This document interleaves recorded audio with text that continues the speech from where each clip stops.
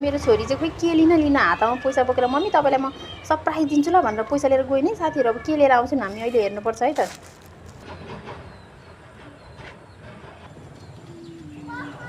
साथीहरू मेरो छोरी चाहिँ पैसा बोकेर गएको थियो नि त, के लिएर आउँछु भनेर गएको थिएन। अब मलाई सरप्राइज भनेको चाहिँ के लिएर आएन आइन हेर्नु न झोलामा के बोकेर आउँदैछन् हेर्नु है त। अब के ल्याउँछु नि हेरौँ ल हामी। आउँदैछन् मेरो छोरीले झोलामा के लिएर आउँदैछन् साथीहरू, अब हेर्नुपर्छ ल। अब झोलामा के लिएर आइन है मेरो छोरीले, हेरौँ न साथीहरू। के ल्यायो छोरी के ल्यायो? खोइ खोइ खोइ खोइ झोला कति पैसा बचाउँछ आम्मामा पैसा नि बचाउँछन् मेरो छोरीले। झोलामा के लिएर आइन साथीहरू, भित्र गएर हामी हेरौँ न।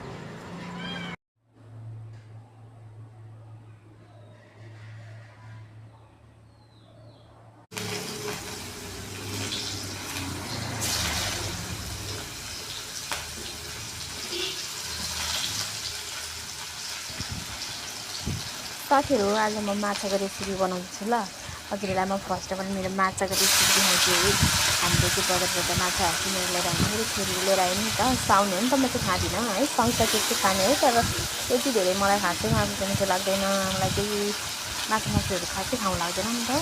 बिरामी भइरहेको कारणले गर्दा होला, सागसब्जी पनि मिठो लाग्छ। अनि मेरो छोरीले टमाटर लसुन प्याजहरू अदुवा जिरा सबै धोक खुर्सानी पनि धनियाँहरू सबै काटकुट गरेर रेडी गरिसकेको थियो। अनि एउटा माछा पनि ल्याएर मसला मोलेर है त्यसरी काटकुट गरेर। अनि मेरो छोरीलाई चाहिँ मम्मी कति भोक लागिसक्यो, उसलाई माछा ल्याएको दिन चाहिँ यति धेरै भोक लाग्छ नि है। मम्मी भोक लागिसक्यो कतिवटा खानु भन्यो कि अनि मैले माछा तारेर उसलाई छिटो गरेर खाना दिनको लागि रेडी गरेँ होइन। उसलाई चाहिँ धेरै भोक लागेको कारणले गर्दा पनि भन्दा पनि माछा ल्याएको दिन चाहिँ भोकै नलागे पनि लाग्दैन।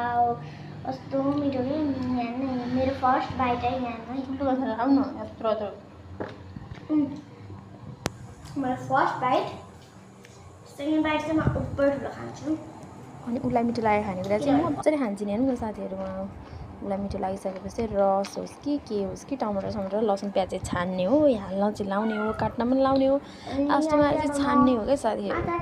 खाना चाहिँ खाने हो अनि त्यस पछाडि खान्छु पनि भन्ने हो अनि फाल्ने हो। म चाहिँ भोक लागिसकेको मलाई पनि बनाउँदै नखाए पनि बनाइनु त पऱ्यो नि त बच्चाको खुसीको लागि। मैले स्याउ गरम गरेर खाँदैछु साथीहरू है। स्याउ मलाई चाहिँ यति मिठो लाग्छ नि, मेरो बेबी जन्मेदेखि नै मलाई स्याउ मिठो लागेको। अनि मैले चाहिँ यहाँ सबै मरमसला रेडी गरेर पकाउनको लागि रेडी पारेको थिएँ नि त। अनि सबै मेरो भिडियो चाहिँ यस्तै हुन्छ साथीहरू, जताततै चारपट्टि अगाडि पछाडि कता हुन्छ म सिक्छु कि। अब मैले 10-12 भिडियो अपलोड गरिसक्दाखेरि चाहिँ म एडिट गर्न जान्दैछु होला। कहिले म टिकटकबाट गर्छु, कहिले फेसबुक रिल्सबाट गर्छु। मलाई यो क्यापकटबाट भिडियो एडिट गर्ने आएन। मैले कतिजनालाई सोधिसकेँ, मेरो के हुन्छ बिग्रिहाल्छ। म चाहिँ